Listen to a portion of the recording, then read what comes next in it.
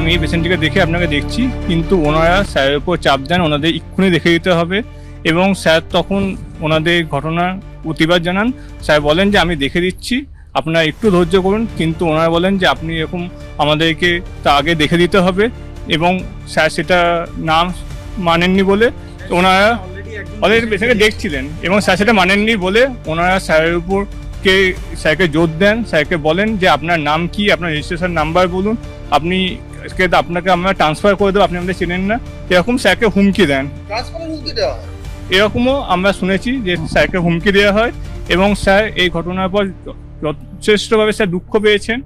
আমরা স্যারের এই অপমানকে আমরা যথেষ্ট ধিক্কার জানাই। আমরা মনে করি একজন জনপ্রতিনিধি আরো দায়িত্ব সচেতন আচরণ করা উচিত। আমরা তাকে বলেছিলাম, তাকে আমরা শান্ত করার চেষ্টা করেছিলাম, কিন্তু তিনি আমাদের কথা কর্ণপাত করেননি। তিনি যথেষ্ট অ্যাডামেন্টলি স্যারের সাথে খারাপ বিহেভ করেছেন, সেই ঘটনায় যথেষ্ট দুঃখ পেয়েছেন। আমরা স্যারের পাশে সবসময়তেই আছি এবং ঘটনার তীব্র নিন্দা করছি।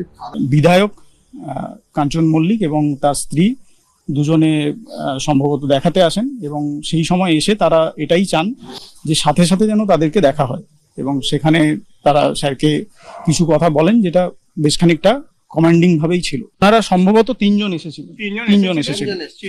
ঘটনার পরে আমরা যখন জানতে পারি, তখন গিয়ে যখন পৌঁছই, তখন যে রোগীরা ছিলেন তারা যথেষ্ট উত্তেজিত ছিলেন, এবং সেটা এক প্রকার তারাই এই কাঞ্চন মল্লিক এবং তার স্ত্রীকে তারাই এক প্রকার বাইরে যেতে বলেন, এবং তারাই এক প্রকার বাইরে করে দেন।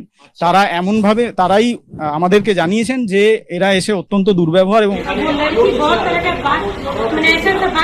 वीडियो बनाने लगी। फिर दीदी को मैंने उसको रोकी कि वीडियो मत बनाओ, हम देखते हैं। फिर सर कुछ भी नहीं बोले, सर बोला हम जा रहे हैं तो बिल्कुल जा रहे हैं, लेकिन सर की बात मानी नहीं रही। आप अपना नंबर दीजिए, अपना नाम बताइए, हम बोलेंगे जाके। নতুন নতুন আপডেট পেতে সাবস্ক্রাইব করুন নিউজ আপ ডেইলি।